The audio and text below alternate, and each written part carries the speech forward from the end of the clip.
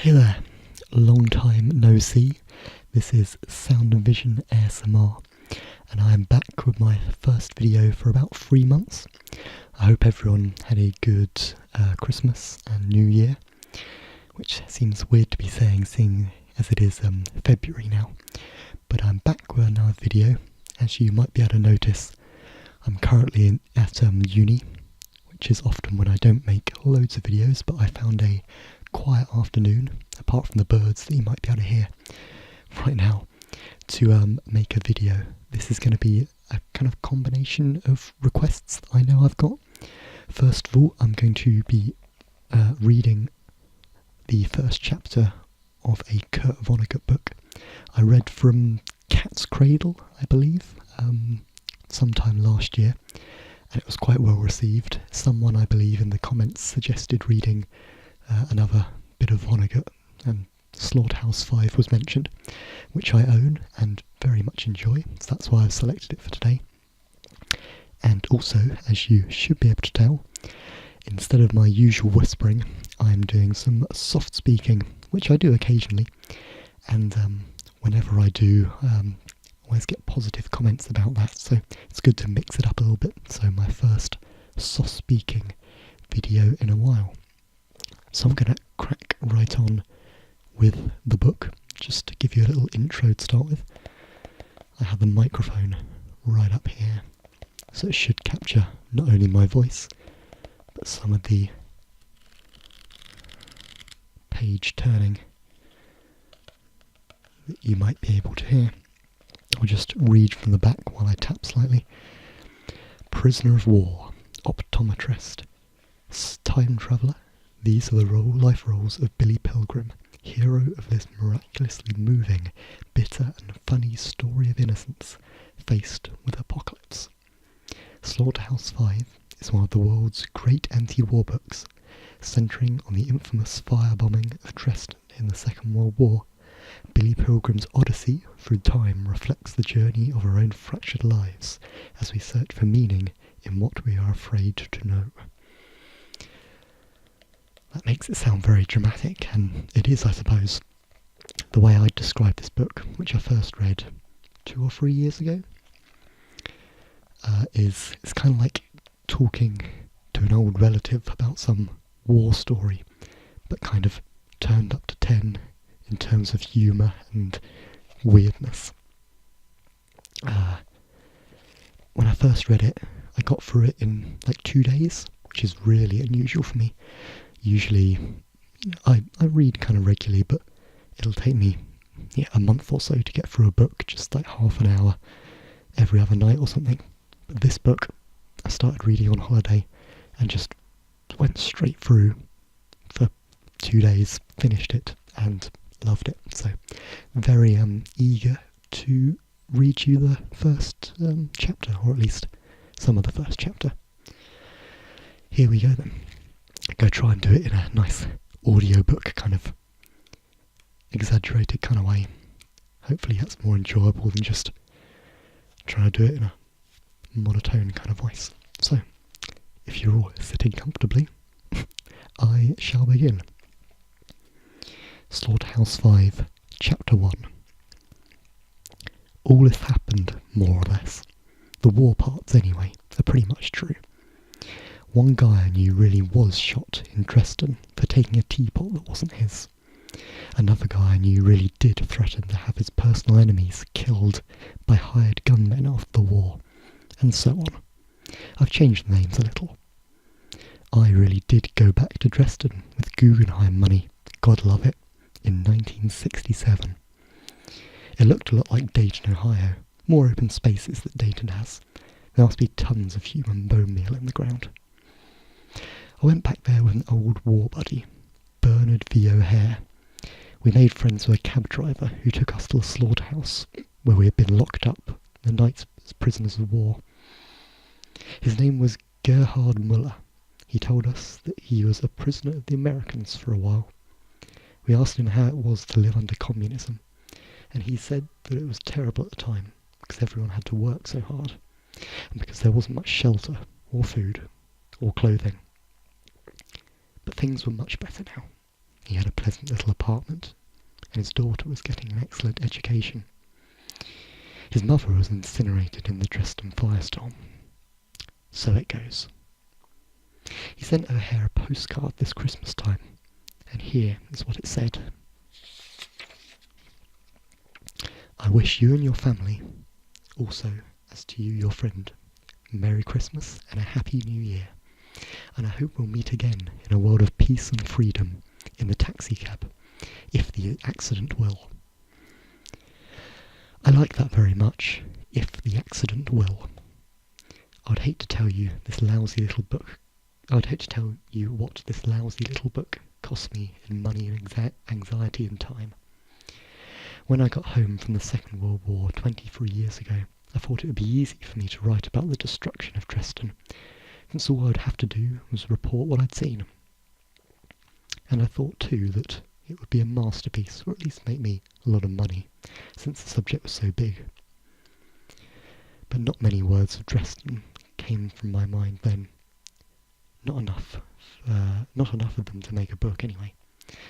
Not many words come now either, when I have become an old fart with his memories and his pal-mals with his sons grown. I think of how useless the Dresden part of my memory has been, and yet how tempting Dresden has been to write about.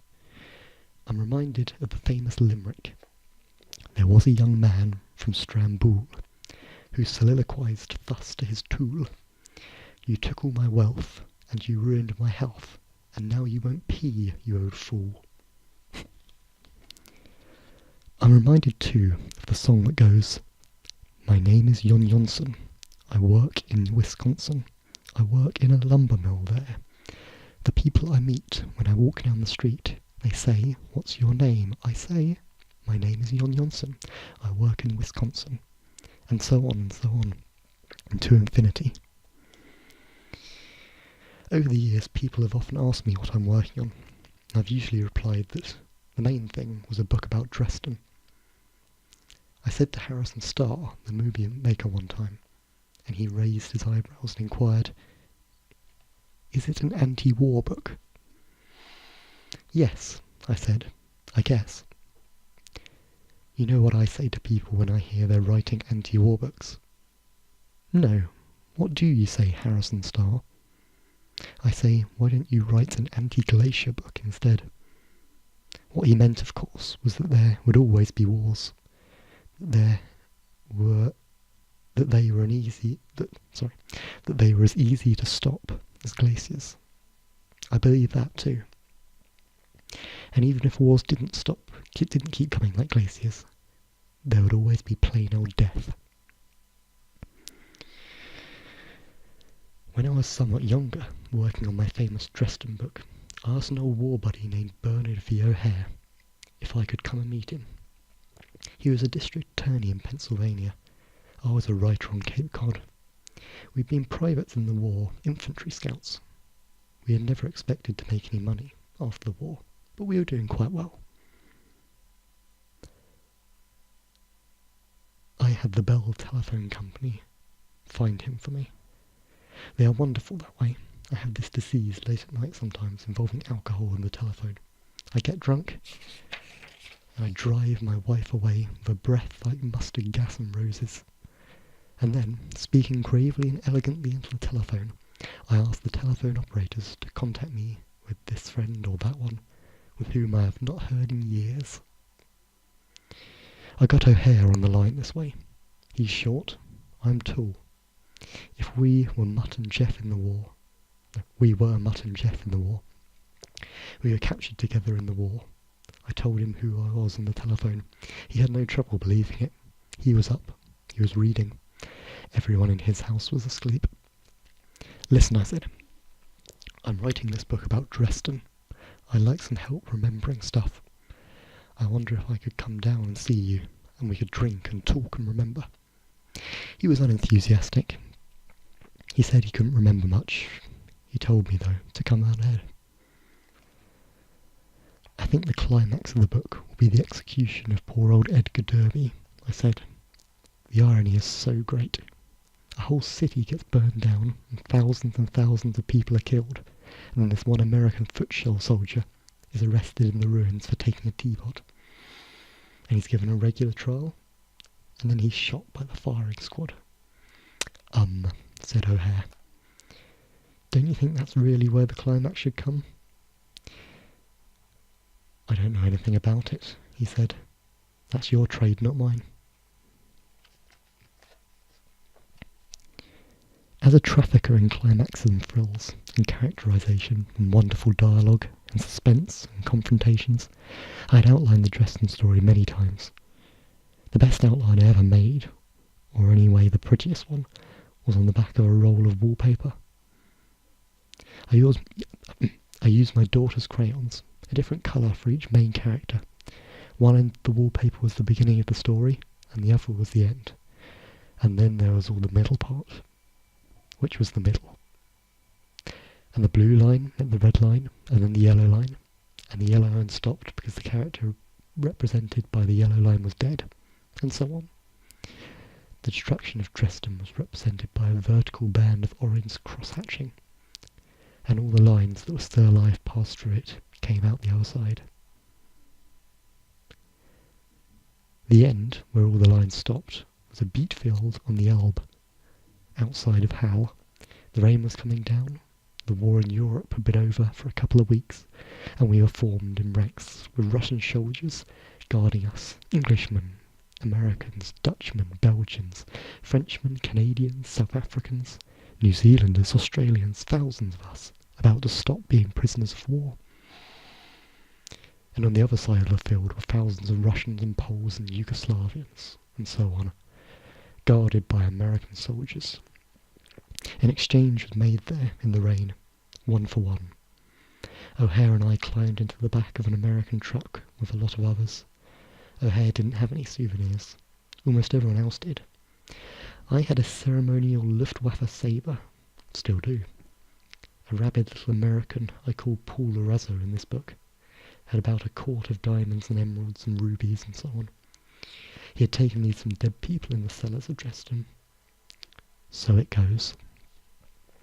An idiotic Englishman who had lost all his teeth somewhere had his souvenir in his canvas bag.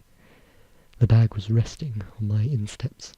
He would peek into the bag every now and he would roll his eyes and swivel his scrawny neck, trying to catch people looking courteously in his bag, and he would bounce the bag on my insteps. I thought his bouncing was accidental, but I was mistaken. He had to show somebody what was in the bag, and he had decided he could trust me. He caught my eye, winked, and opened the bag.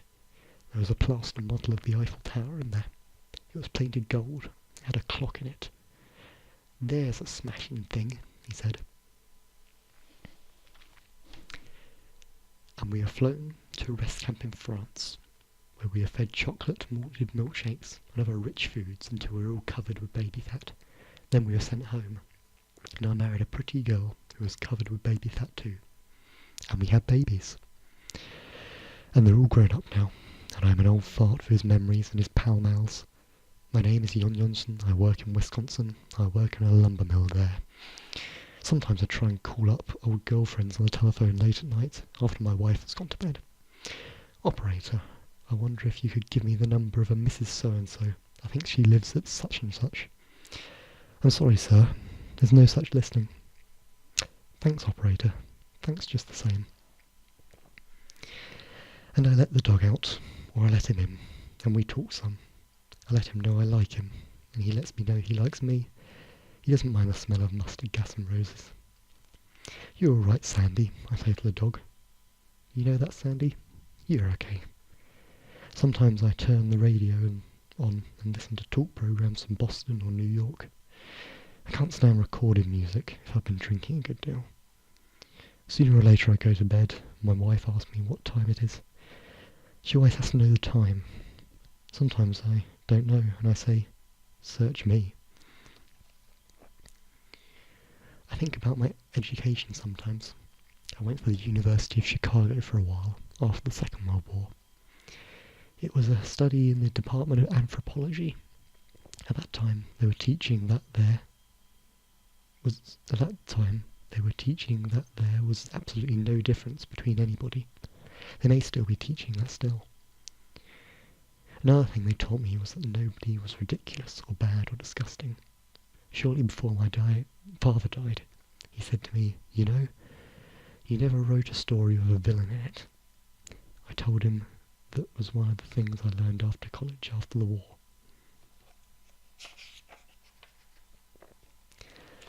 And I think I'll leave that there. That's not quite the first chapter. Let's see. Yeah, there's still a bit to go then to get to the end of that chapter. But I hope you enjoyed that little reading. I kept on messing up on some of the wording and having to repeat myself, but I kind of expected that. I'm certainly no public speaker or reader, and I haven't really read out loud from a book like that an awful lot since I was a kid, in primary school. But yeah, it's a book I really recommend. So if you've enjoyed my bad reading of the first half of the first chapter, definitely try and grab a copy yourself and check out the rest of the book. It's pretty short, and it's an odd read, but definitely a worthwhile one. There we go. As for me, I'm going to try and make some more videos at some point in the future. Possibly, if this is sort of well received, I'll try and make another one in a similar vein later on in the term. If not, it'll be most likely when I'm back for Easter or back in summer. That tends to be when I make more and more videos, when I'm back at home with all my setup. But yep, if there are requests or particular things you want, who knows, I might get another one done the rest of this term. So do comment down below any ideas you want me to make, or any suggestions at all, or just to say hi, as I always say. That's part of the fun of doing these videos, hearing what people have to say about it. So yeah, do get involved there. And in the meantime, thank you very much for watching. Good evening or good night, and I'll see you next time. Goodbye.